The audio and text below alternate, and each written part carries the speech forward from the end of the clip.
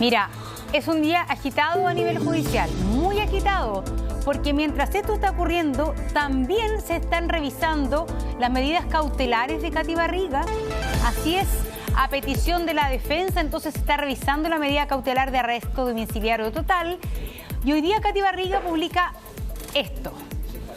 Es bien simbólico, ¿no? Es San Sebastián, si no me equivoco. Porque efectivamente puede ser un día crucial para Katy Barriga por varias cosas que nos va también a detallar Sergio, pero en el fondo lo que quiere la defensa de Katy Barriga es tratar de rebajar la medida cautelar de arresto domiciliario total por otro tipo de medida menos gravosa, ¿no es cierto? Se hablaba hoy día acerca que había también una reformalización, ¿no es cierto? Pero eso quedó para el 13 de septiembre. Sí, se pateó. Cuéntanos un poco por qué es una reformalización y también nuevos antecedentes, nuevos datos, que creo que hoy día van a salir al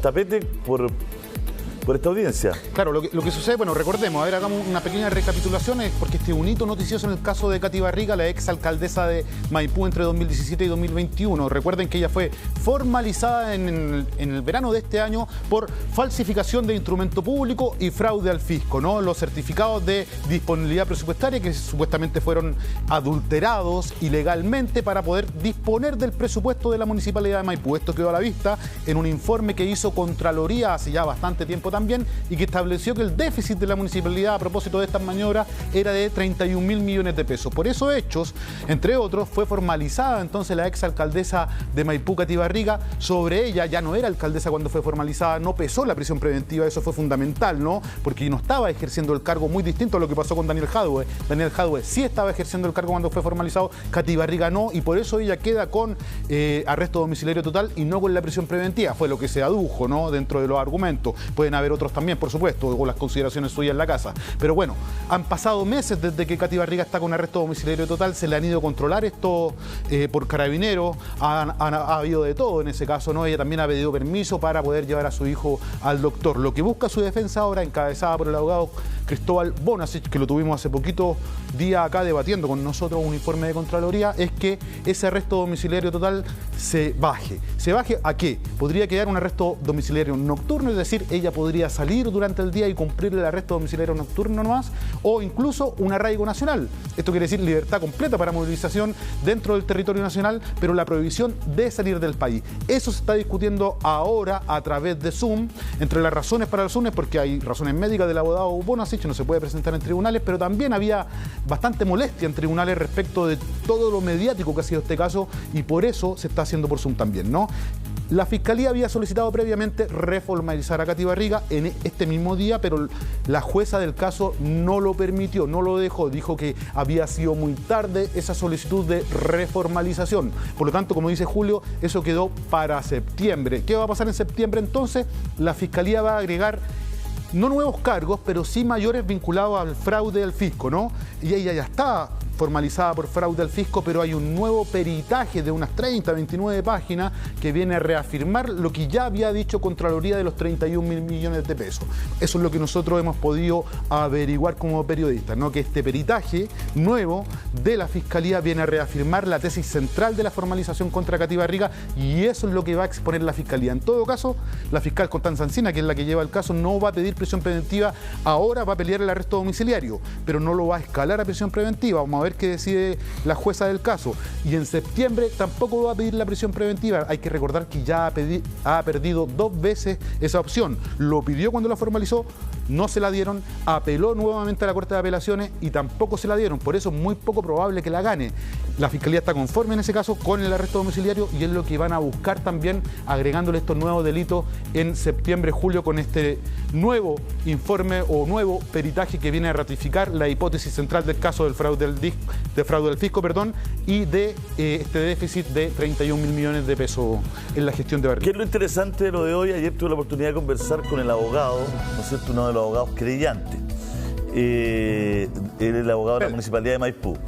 Él decía que lo interesante es que hoy, como van a pedir rebajar la cautelar de Katy Barriga, ¿no es cierto?, la contraparte tiene la opción de retrucar esto, ¿no es cierto?, a través de estos nuevos antecedentes. Entonces, por eso hoy día es relevante, porque hoy día va a haber nuevos antecedentes. ¿Podría presentar, esa es la duda que tenemos, Julio, si la Fiscalía presenta hoy día mismo el informe, el peritaje que te decía yo, Julio? Claro, yo creo que ese peritaje en concreto y de una forma amplia y robusta se va a presentar el 13. Pero creo que hoy día se puede adelantar algunos detalles como para echar abajo un cambio de cautelar. Eso es lo que más o menos elucubraba ayer uno de los abogados querellantes de la municipalidad. Pero el hecho de que hay nuevos antecedentes, que va a ser más robusta, aún, ¿no es cierto?, las imputaciones van a ser más robustas. Eso es lo que, por eso se pide una reformalización, ¿no es cierto?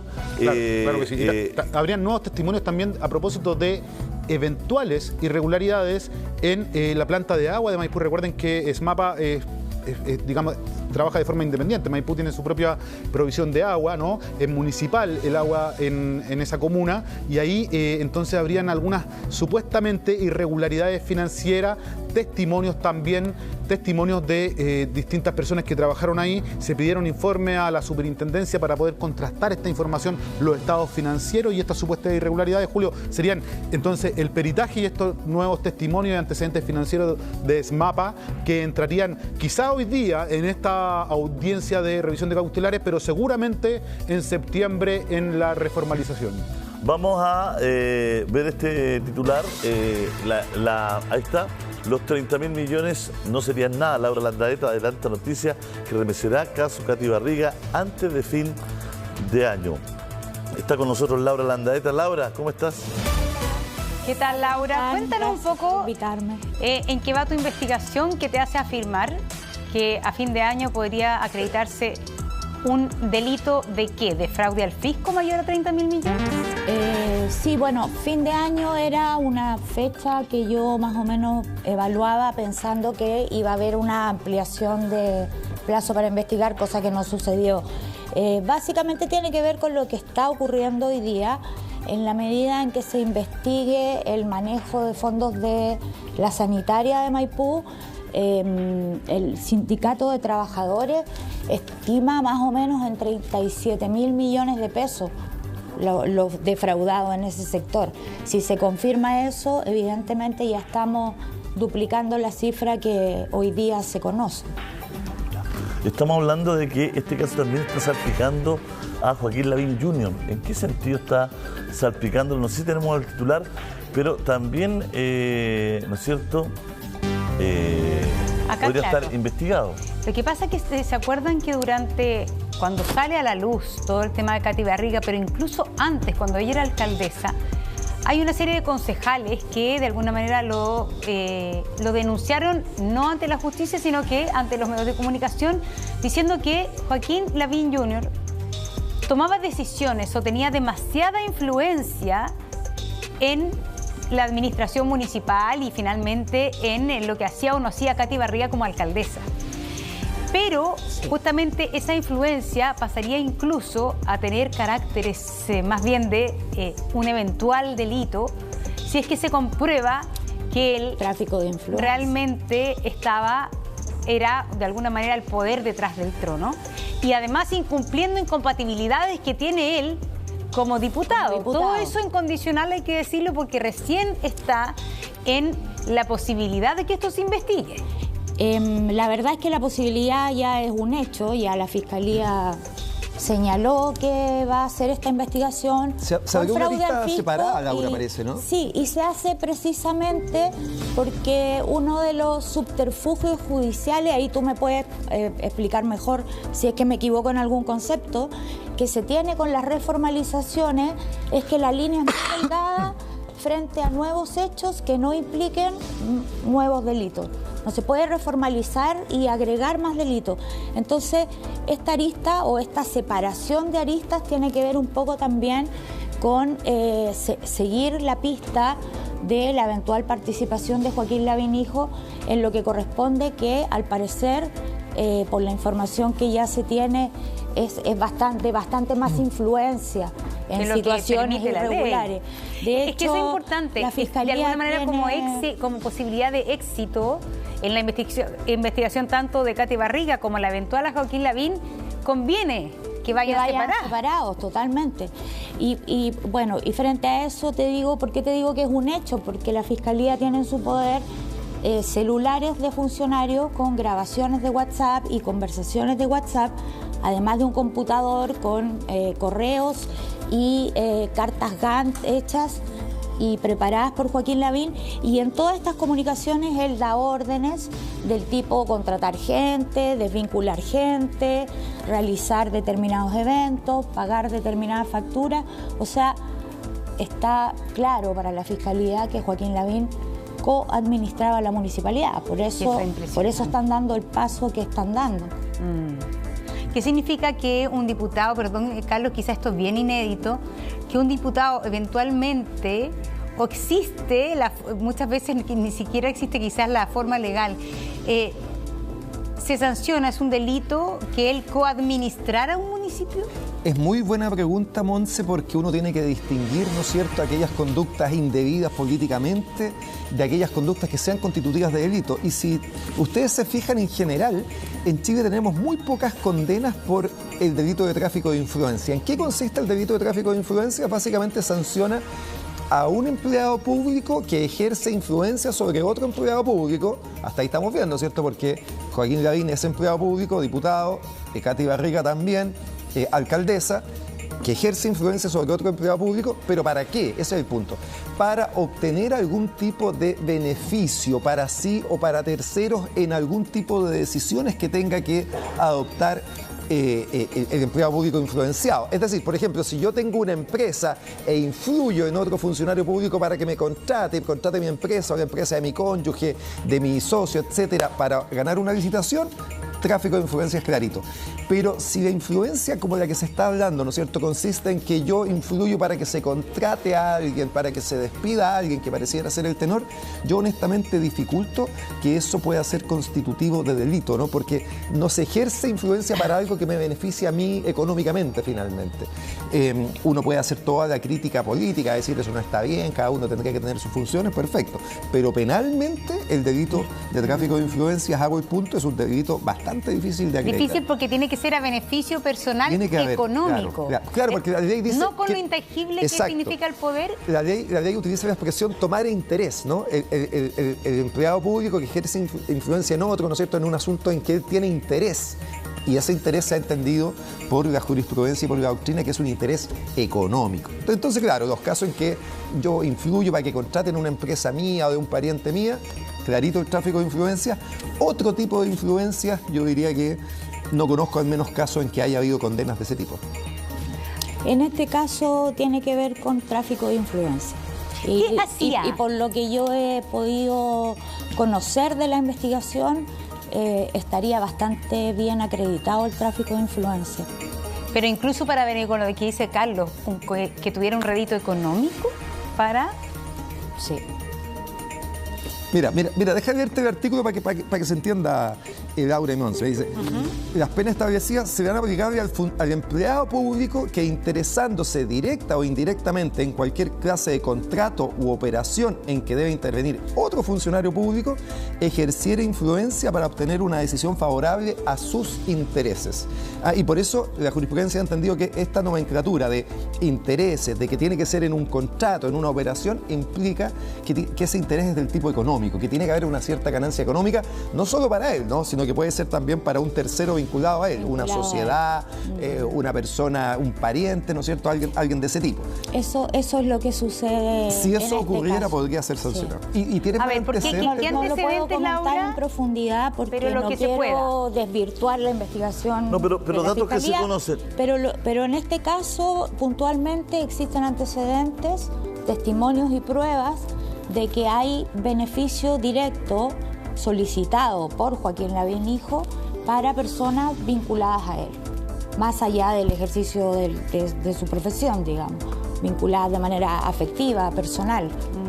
Por eso la Fiscalía pone en tela de juicio y anuncia la investigación por esos dos delitos en particular, porque los tiene y una cosa, Laura, en su investigación. Laura, pero acá, si tú nos puedes contar, porque quizás lo más impresionante es cuando los concejales y la gente de la administración municipal hablan un poco de lo cotidiano, de la influencia de Joaquín Lavín. ¿Qué se decía y qué se ha dicho en el municipio respecto a esto, cuando estaba Katy Barriga de alcaldesa? Lo que pasa es que Joaquín Lavín vivía en el municipio, vivía con Katy Barriga en la oficina, estaba ahí permanentemente, en distintos momentos de la semana, no como alguien que va a buscar a su pareja o la va a acompañar un rato, sino como alguien que está permanentemente trabajando en el lugar, daba órdenes a los funcionarios, todo el mundo lo aceptaba porque no hay que olvidar que dentro de la forma de relacionamiento de esta pareja con los empleados municipales hubo muchos momentos de crisis, de distintos tipos de crisis. Hay funcionarios que han acusado golpes y no uno, más de uno. Entonces había alrededor de ellos un halo como de susto, de miedo de perder la pega, de miedo de quedarte cesante o de que te mandaran a trabajar a ESMAPA, que es donde te mandaban a trabajar cuando te querían exiliar de la municipalidad, por decirlo de alguna manera. Entonces se permitió más de lo que se debería haber permitido, pero principalmente por miedo, creo yo. Eso es lo que me han manifestado varios tenemos trabajadores. otros testimonios hemos entrevistado acá testimonios del tema del trato, que incluso llegó brutal, a golpe. Tenemos un testimonio, hay que ver si eso se incluye o no se incluye, porque en rigor no está dentro de la causa y de las imputaciones que está haciendo la Fiscalía. Pero yo no sé, Carlos, si es que hay testimonios de maltrato, incluso de golpe a funcionarios públicos, si eso pueden constituir como agravantes dentro de lo que es la función de una alcaldesa y los delitos que está siendo investigado. Vamos a ver en el minuto del juicio oral a estas eventuales víctimas siendo testigos y siendo interrogados tanto por la defensa como por los querellantes. Claro, si eso ocurrió, efectivamente esas personas pueden haber dado ese testimonio y haberlo expuesto, y en un eventual juicio oral se les podrá preguntar de aquello. Pero yo diría que una conducta de ese tipo en los hechos no agrava una conducta de fraude, ¿no? Puede ser un delito aparte, por su lado. Si tú golpeas a una persona, si tú la amenazas, todo eso está sancionado penalmente. Hoy día hay otro tipo de sanciones, además del tipo laboral, ¿no? Es decir, hoy con la ley Karin, exactamente. Pero no es retroactiva. No es retroactiva, es de aquí en adelante todo lo que fuere. Pero sí te puede dar un cierto contexto, ¿no? Porque en estos casos también es necesario acreditar este control suficiente que tenía la autoridad para tomar todo este tipo de decisiones que hemos hablado, ¿no? Para tomar decisiones que son un poquito, diría yo, difíciles de acompañar, como haber pintado el auto de rosado, la compra de los peluches, la compra de los collares. Entonces, uno puede entender que hubieran funcionarios que estuvieran un poco atemorizados por el trato y que hubieran hecho vista gorda en ese tipo de adquisiciones, y eso justificaría que pudieran ser incluidos eventualmente como elementos relevantes en una investigación penal, cuando en principio parecieran no tener nada que ver, ¿no es cierto? Pero uno puede buscar una vinculación que haga que sea un elemento admisible. Bueno, mira, acá hay un tema que es bien interesante, que tiene que ver con un reportaje que hicieron Interferencia el 2019, cuando hablaron de que la administración de Katy Barriga no realizó la obra para cumplir con el plan de desarrollo de la sanitaria municipal, ¿no es cierto? A pesar de que se habían recaudado 37.500 millones, la cantidad de plata de la que hablamos, se habían recaudado 37.500 millones para este fin a través de cuentas de agua. El lunes, Fiscalía informó que esto forma parte de los nuevos hallazgos, por lo que la ex alcaldesa será reformalizada. Parte de... La que hacían en el matinal ahí. Parte de... ¿Te acuerdas, no? Cuando hacían la copa de agua. Lo hacían adentro. Pero ¿sabes lo desolador de esto? Que una información que se tenían antecedentes en el 2019. Sí, pues. Y recién ahora, es que eso es lo que digo, que finalmente 2024, es tan lento el sistema que ya se tenían un montón de antecedentes mientras ella era alcaldesa, porque no se reacciona ahí y se evita que finalmente la gente de Maipú sea la perjudicada por algo así. La defensa de Katy Barriga es la que ha pedido entonces que se rebaje este arresto domiciliario total para un arresto domiciliario nocturno. Y vamos a ver entonces, esta imagen es de hace instantes. No se puede transmitir en vivo esta audiencia porque generalmente ocurre cuando son audiencias de apelación de medidas cautelares, no necesariamente son transmitidas por el Poder Judicial, no así la que estamos hoy también pendientes de la que está ocurriendo respecto a la formalización de Luis Hermosilla. Pero todavía estamos a la espera de la resolución judicial respecto a si se accede o no a una rebaja de la medida cautelar a Katy Barriga. Pero también veíamos en la nota, esto nos acompaña la periodista Laura Landaeta, todo el tema que hay respecto a estos grandes eventos que realizaba Katy Barriga y al parecer en los cuales también tenía mucha intervención, según lo que tú nos dices, el propio diputado Lavín. ¿Qué pasa con esto? Joaquín Lavín, antes de involucrarse en la política como jefe de campaña de su mamá y posteriormente como parlamentario, él se dedicaba al rubro de los eventos. Ese era su trabajo. Cuando Katy Barriga se hace cargo de Maipú y empiezan los eventos en Maipú, se contrata a empresas que son cercanas a Joaquín Lavín y estas empresas a lo largo del tiempo, mientras van pasando los años de administración de la Municipalidad de Maipú, van sacando distintos giros, van ampliando sus giros para cumplir distintas funciones. Originalmente entran, hay un par de ellas al menos, con presupuestos para generar estos eventos municipales, pero posteriormente desratizan, son empresas de guardia, preparan cóctel, en fin, van ampliando su campo de acción y van ganando otras licitaciones de manera directa. Licitaciones de manera directa, ¿eso también es parte de la investigación hoy día a la propia Katy Barriga? Lo que pasa es que hay hasta la justicia, la ley te permite hasta cierto punto y en ciertas circunstancias muy específicas hacer licitaciones de manera directa. En la mayoría de los casos es decir, no. En rigor no son licitaciones en el fondo. Claro, asignaciones directas. Contrataciones directas. Contrataciones directas, claro. En algunos casos se permite.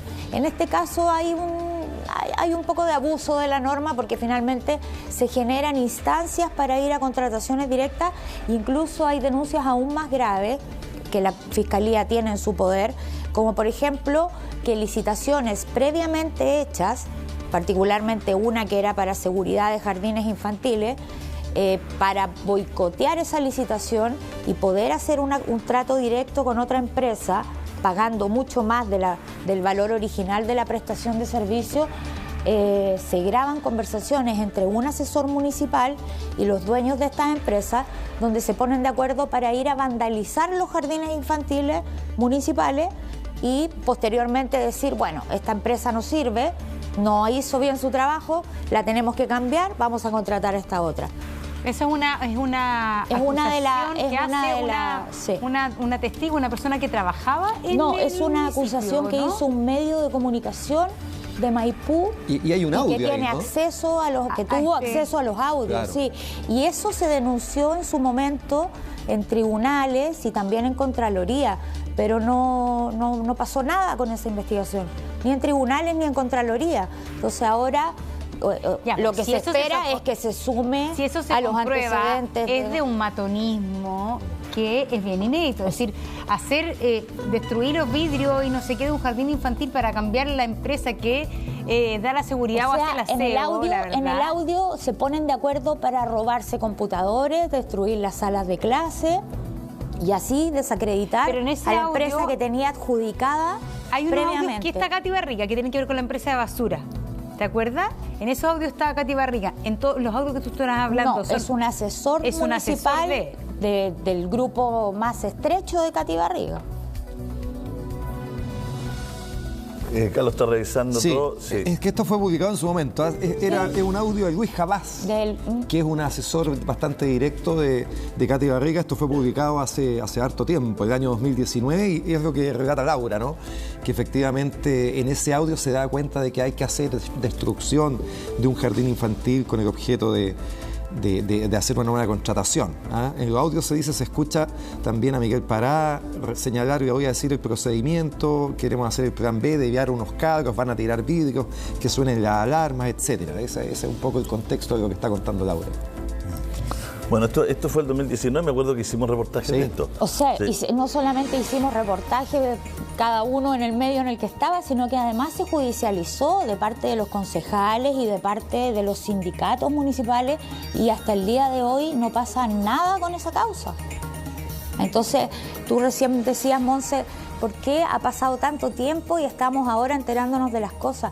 Lamentablemente, de muchas de las cosas que se está enterando la gente, la prensa y los involucrados, interesados en este tema, ya estaban enterados, ya habían seguido los conductos regulares de denuncia y nadie los había considerado. Mira, acá hay una declaración de Bonasich recién al interior de la audiencia, se las cuento. Bonasich muestra una foto de Katy con una funcionaria de Carabineros en donde le entrega un collar. Muestran una foto de Bodanovich entregando otro objeto también a un funcionario. Esto Bonasich lo hace para cuestionar y dice que todos los alcaldes hacen lo mismo. Todos entregan regalos. ¿Y por qué a nosotros se nos habla de un fraude al fisco? Y expusieron en el fondo ambas fotos. Así es. Son los collares, yo creo, lo de Los la Swarovski. Federita Swarovski. Claro. Sí, son eso, me imagino. Oye, y a propósito de lo que decíamos, Luis Capaz es uno, en todo caso, de los que está formalizado en Es uno esta de los causa, ¿no? Es uno formalizados, sí. de los imputados en esta misma causa que se está revisando la cautelar hoy día de Katy Barriga. Feo el collar. ¿Estamos al aire? Ah, ya. No, el collar está bueno, ¿ah? Dame 2. Deme 4. Deme 100. Bueno, ahí está el tema del collar.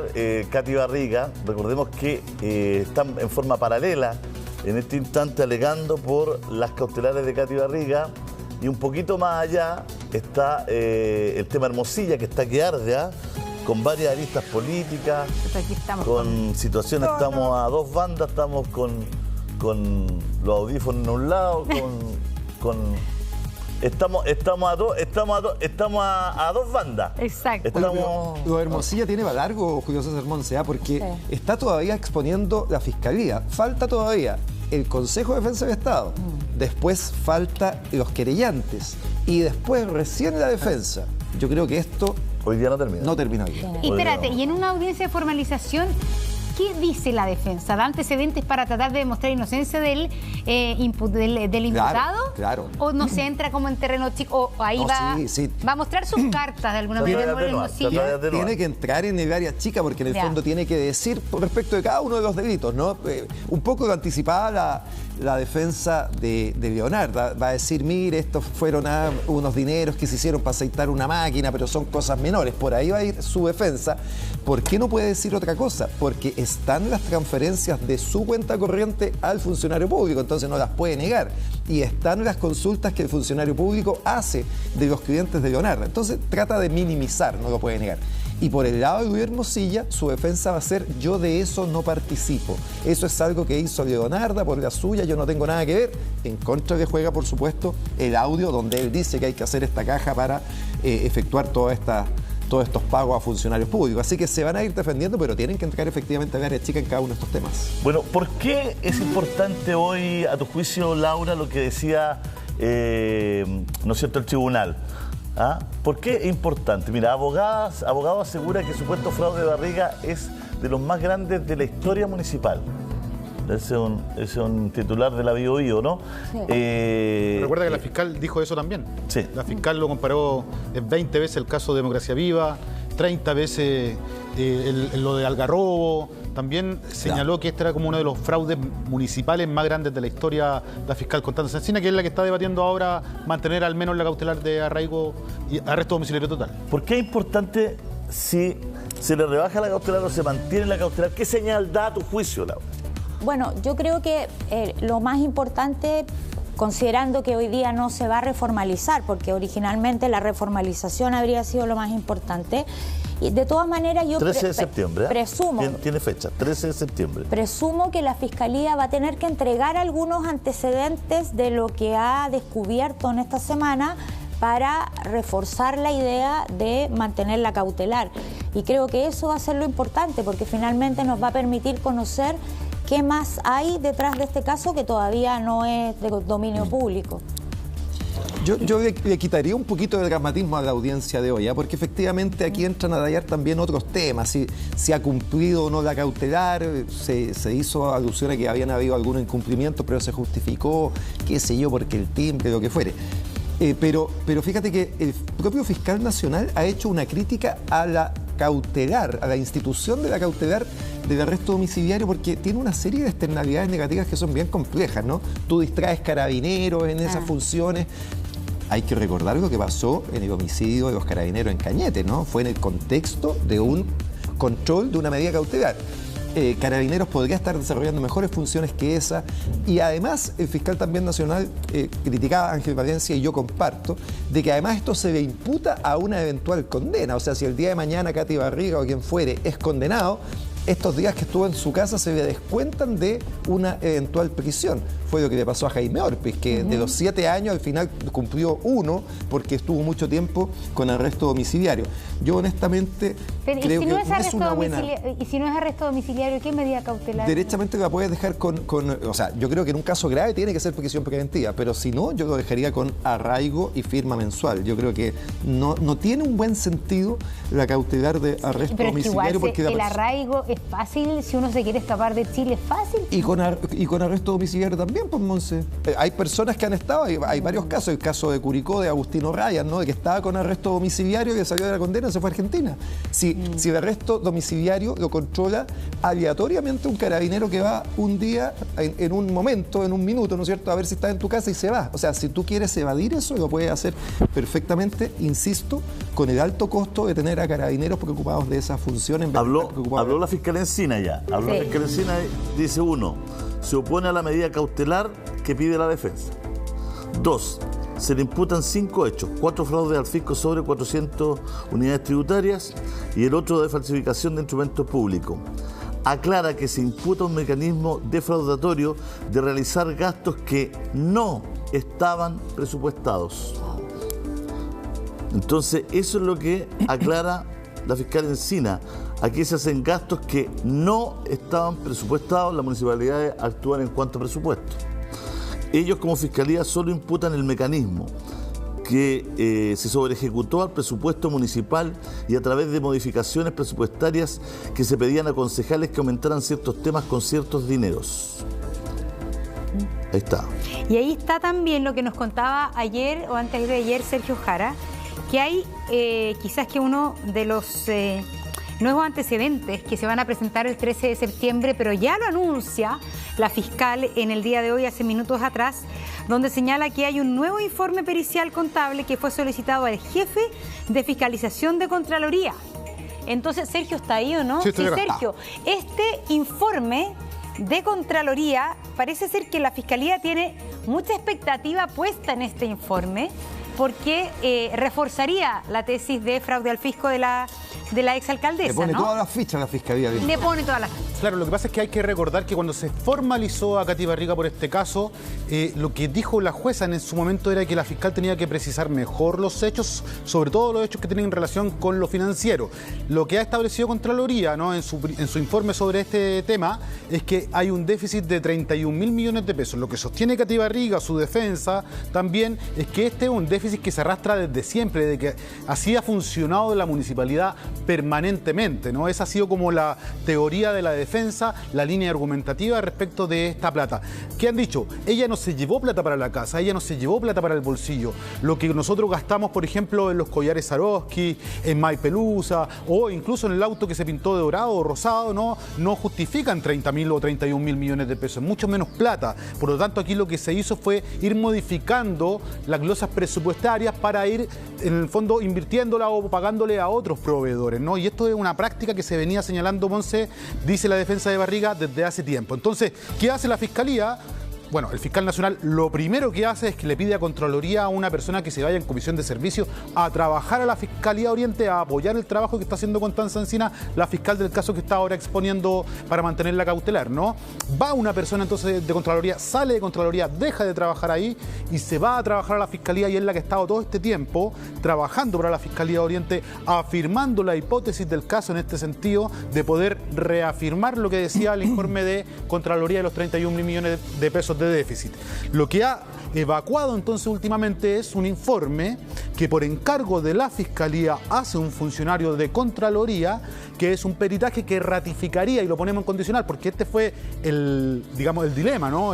Que tuvimos con el abogado de Katy Barriga. Lo ponemos en condicional hasta que no lo veamos, no se exponga en el juicio o en la audiencia de reformalización, no vamos a poder dar fe de aquello, pero este informe ratificaría que efectivamente este documento inicial de los 31.000 millones de pesos es así. Hay una diferencia, Monse, me dicen, de apenas 3 millones de pesos. Imagínense, de 31.000 millones de pesos hay una diferencia de 3 millones de pesos. Por lo tanto, se mantendría la teoría del caso de la Fiscalía, Monse.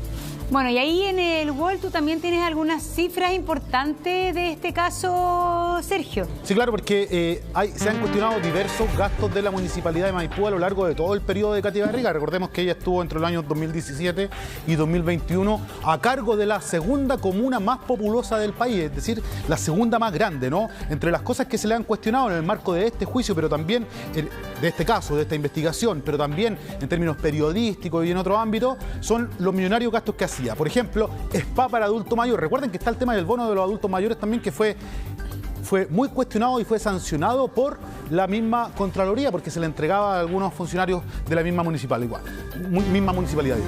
El spa de adulto mayor, 4.000 millones de pesos. Sergio, es interesante decir por qué está cuestionado el spa de adulto mayor, porque uno lee spa de adulto mayor y uno dice, bueno, si están los recursos, está súper buena idea, está súper bien, una buena idea. Claro. Y me parece una buena idea, pero el problema es que los dineros que se desviaron para hacer este spa adulto mayor en presupuesto, ¿no es cierto?, y en obligación del municipio, tenían que ir a otro segmento, a otra repartición presupuestaria. Claro, lo que pasa es que tenía que ver con SMAPA. Sí, mira, existen unos certificados de disponibilidad presupuestaria, los CDP. Yo sé que es técnico, pero es importante que lo entiendan en la casa. Las municipalidades trabajan con certificados de disponibilidad presupuestaria. Estos certificados establecen los ingresos que van a llegar a la municipalidad y están destinados a un pago de proveedor específico. Por ejemplo, al que saca la basura del municipio, ¿no? Es decir, van a entrar 1.000 millones, se supone a futuro esos 1.000 millones están destinados al proveedor de la basura, ¿no? Lo que hizo Katy Barriga, que es lo que acusa la Fiscalía, que estos certificados de disponibilidad presupuestaria los borró. Es decir, los falseó, por eso está acusada, ¿no? Está imputada por falsificación de documento público. Los falseó y los pasó esos dineros, Julio, a otras actividades, como cuáles podrían ser estas. Nosotros lo ponemos condicional porque no somos jueces ni abogados, pero podrían ser algunas de estas, es decir, plata que estaba destinada a proveedores que iban a sacar la basura, que iban a hacer el aseo municipal, la luz, qué sé yo, los sacó de ahí, sacó esos presupuestos de ahí y los puso en otro tipo de cuestiones que están relacionadas con este tipo de actividades. Pero ¿sabes lo que me acuerdo? Que yo no sé si lo podemos buscar, no sé si el mago está en condiciones hoy día, pero nosotros hicimos un reportaje que es brutal cuando se descuelga un gerente de SMAPA o el abogado de SMAPA. No sé si el abogado, y él habla. Ese es un tremendo reportaje, porque ahí es donde aparece por primera vez mediáticamente el spa adulto mayor. Porque aquí el tema es que los ciudadanos de Maipú alegan que está el hoyo en la calle, que no le repara la cuestión, que le está saliendo la caca por disculpen que sea tan crudo, pero así, por el alcantarillado en la reja de su casa, que las cañerías estaban asquerosas, que no había mantenimiento ni nada. Claro, extrepan eso. Entonces, ¿qué es lo que pasa? Que ahí se desmarca, hay un lío interno entre Katy Barriga, su administración, y este señor, que tenía mucho poder, mucha información, el abogado de SMAPA, y él empieza a abrir la olla, ¿no es cierto? Y empieza a salir el vapor de toda esta situación que estamos conociendo. Entonces, ahí se empieza a conocer que en el fondo, y empezamos nosotros a darnos cuenta que tiene que ver con ¿en qué se ocupa la plata? Desvío de recursos. El desvío de los recursos. Y él tiene ahí los antecedentes, hace las denuncias, ¿no es cierto? Y él nos da una nota. Hay una nota que es brutal, que nosotros la tenemos. En el fondo, en vez de que esa plata fuera a SMAPA, iba a este tipo de cosas, ¿no? Y eso tiene que ver con lo que yo les planteaba anteriormente, con la falsificación o modificación irregular de estos certificados de disponibilidad presupuestaria. Eso es un delito. Y por eso está imputada por eso, ojo, porque a veces las personas caen por cuestiones, por detalles. Y ese es el detalle. Cuando se modifica ese documento, es cuando se le puede imputar un delito. Es que fue reiterado, porque hay veces alcaldes que no saben que son muy livianos en esto y una partida presupuestaria la cambiaron, pero esto fue reiterado según lo que la tesis de la Fiscalía. Laura. Es que no hay que perder de vista que además de las platas que hoy día se investigan, salidas de SMAPA, que eran para la mantención del servicio de SMAPA, y además de los documentos públicos falsificados, estas boletas de garantía, hay una tercera arista que es igual de grave, que es el dinero que el Ministerio de Educación le pasa a los municipios para los colegios vulnerables, que es una asignación especial, que es para que los colegios vulnerables no les falten las cosas básicas de funcionamiento, los materiales de los niños, etcétera, que es una asignación bastante alta. Esa asignación también fue malgastada. También se utilizó ese recurso, que ni siquiera es municipal, viene directamente del Estado, en cosas que no corresponden. Entonces, acá los mecanismos son varios. Se va sacando se va haciendo caja de distintas áreas del municipio, y por eso también es tan importante la reformalización que va a hacer la Fiscalía, porque esa reformalización tiene que ver precisamente con eso, con que se encontraron otras aristas desde donde se defraudó dinero. Sí, con lo único que estoy pillado del lote ahí es la casa de jengibre, que me genera debe ser para la mucha curiosidad, porque el muñeco de jengibre. 22 millones una casa de jengibre. Bueno, es que yo creo que todos en la casa están. ¿Qué es lo que es la casa de jengibre? ¿Tú tienes datos de la casa de jengibre o no? Porque debe ser de alguna celebración. Mira, mientras buscamos el tema de la casa de jengibre. A 8 gambas ayer en. Yo lo que quería decir que además todo esto tiene consecuencias, ¿no? Porque ¿qué significó para Maipú que SMAPA de alguna manera fuera desfinanciado? Que al 2020 habían 19.000 filtraciones de agua en esa red de agua potable de Maipú, ¿no? Que como decíamos es municipal. Imagínense lo que es eso, 19.000 fugas, o sea, 19.000 lugares en que se estaba fugando el agua según el informe que se hizo. Eso se ha ido tratando de reparar, se ha bajado de manera importante, por supuesto, esas fugas, pero obviamente no invertir los dineros de SMAPA, de la red de agua potable de Maipú, en lo que estaba previamente concebido, tiene consecuencias graves para la propia comunidad. Tenemos información de la casa de jengibre. Atención. Vamos a leer. La están procesando, ¿De qué se trata esta casa de jengibre? Por mientras, recordar, Monse, que no son los únicos hechos cuestionados, ¿no? Si hay otros que tienen relación también con recursos que eran para el área de educación, que se consiguen a través de la corporación municipal, los famosos FAP, ¿no? Que eran destinados no para necesariamente atender las necesidades educacionales de los estudiantes de Maipú, sino que más bien para comprar osos de peluche.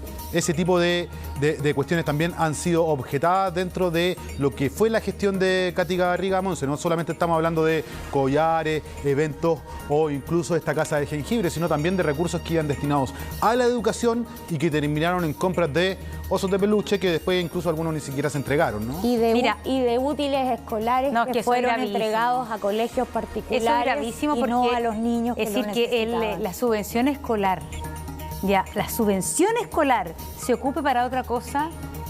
Lo que uno le pasa es que ya, más allá de que éticamente todos sabemos las penurias de la educación pública. Totalmente. Entonces, además, la verdad es que, miren, les voy a leer el dato de las galletas de jengibre son para Navidad, y dije Halloween. No. En la Navidad del 2016, Maipú encargó la obra de la casa de jengibre a Street Machine, esa la ubicamos nosotros, de Paul Morrison, un viejo amigo y ex socio del esposo de la alcaldesa. Paul Morrison Christie. Christie, hijo de la María. Pero tiene una connotada productora. Claro. O sea, no es una apareció, o sea, pero yo es una productora buena, digamos. Él declaró que ya no tenía que ver con esa productora cuando se hizo esto. Cuando hubo un lío, y cuando hubo un lío con la producción de la... ¿te acuerdas? De la pero esa productora es bacán. Es una productora tan grande y trae artistas tan importantes que es raro pensar que está fabricando una casa de jengibre para una municipalidad. Es que pueden hacer eventos de todo tipo. Es decir, lo que te quiero decir es que es una productora de que trae a David Guetta, Calvin Harris a Chile, es una productora grande. Entonces, lo que te quiero decir porque es que acá hay una mezcla de cuestiones. Hubo empresas que se formaron 2 semanas antes, que empezaron a vender empanadas que nunca habían vendido empanadas. Y hay casos de empresas como esta que la empresa es sólida, es grande, es todo. Sí. Por eso llama la atención que una empresa de ese nivel, con ese nivel de producción, esté haciendo una casa de jengibre para una fiesta de una municipalidad. No, pero es que eso no estoy de acuerdo. Más allá de que la empresa es buena y puede ser que esto fue parte de una licitación que se ganó la productora, y la casa de jengibre, las productoras hacen eventos temáticos. Entonces, si le pidieron, no necesariamente yo puedo pensar que la producción fue chanta o que no fue verdad, no sé qué. Eso. Digo que como persona que frecuenta eventos de Street Machine, me llama la atención el giro que dan al hacer esa casa de jengibre, porque no es parte de lo que ellos hacen habitualmente. Claro, pero el tema aquí es, ya, a mí me pasa con todo tipo de eventos y todo es, ¿por qué pagan lo que pagan? ¿Por qué pagan de repente tanto dinero cuando las cosas no son tan caras? Exacto. Ese yo creo que es el punto, y yo creo que ahí está el tema, porque el tema, yo soy un defensor de que las municipalidades hagan festivales, hagan eventos, metan cultura, porque a veces hay regiones, hay provincias, hay ciudades, hay comunas, hay pueblos donde no llega nada, y donde solamente una vez al año tú tienes un esparcimiento gratis que tienes para tener un ticket, todo. El tema es, si un artista cobra 5 palos, ¿por qué le pagan 20? Claro. Esa es la parte que a mí no me cuadra. ¿Cuánto queda en el sartén? ¿Por qué si tú podías hacer un festival espectacular por 500 palos, por qué pagáis 6.000 millones? Bueno, acordémonos ese es el la polémica, tema que no me acuerdo si era en Quillota, del árbol de Pascua de 20 millones. ¿Se acuerdan que lo hicimos? Pero además que el árbol de Pascua era miserable. No era un árbol de Pascua así, pero increíble, ¿no? Era un árbol de Pascua pobre en cuanto a luces. Entonces uno decía, ¿cómo pagan 20 millones por eso? Porque el del árbol de Pascua, después yo me acuerdo mucho de esa entrevista, porque vino un gallo a defender el árbol de Pascua por los 20 años. Porque estaba el árbol de Pascua, que no era uno, venían unos árboles más chicos en el paquete, que había unas luces que estaban incluidas en el árbol, que habían unos guardias que cuidaban el árbol de Pascua. Y entonces el presupuesto al final sigue inflando, con lo que menos valía el árbol de Pascua. Entonces al final la cuestión es todo... Ya, mira, pero espérate, una cosa.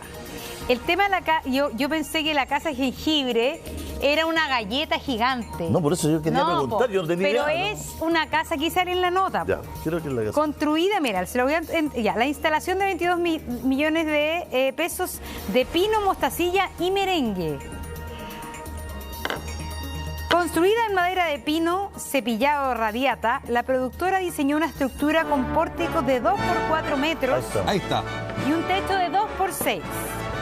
La cotización no incluye información sobre el relleno que transformaría una simple estructura de madera en una casa de jengibre o casa gingerbread, como menciona el documento. Dame un segundito. Sí. Pero esta es la casa entera. La casa fue aproximadamente 1,5 toneladas de merengue, 2 a 3 kilos de colorante, galletas de chocolate, capas de mostacilla, mucho fondant para hacer estrellas y copos de nieve.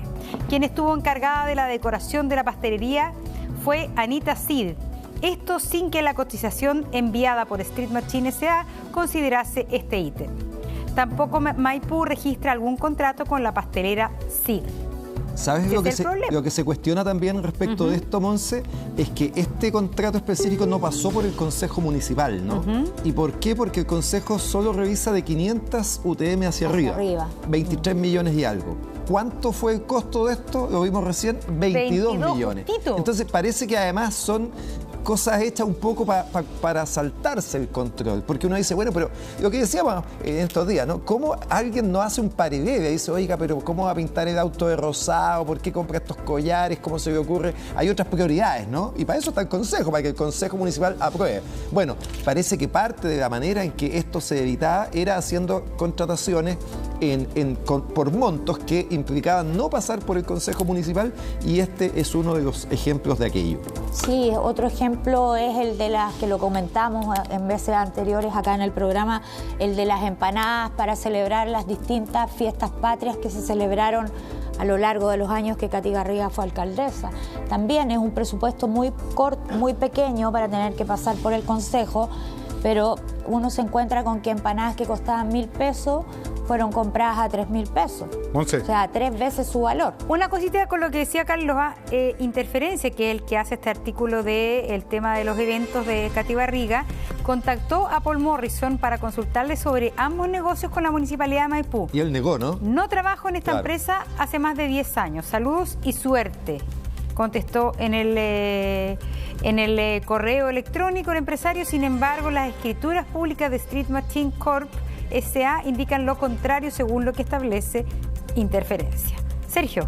Una cosa es no trabajar y la otra es no ser dueño. ¿Ah? Claro. Por ahí puede haber estado la diferencia también. No, le quería hacer un recuerdo, ¿no? Un recuento a la gente en la casa de los momentos más llamativos que Katy Barriga vivió dentro de la Municipalidad de Maipú, que como yo les dije estuvo solamente un periodo, pero fueron varias las veces en que Katy Barriga protagonizó, de hecho, realmente vincha.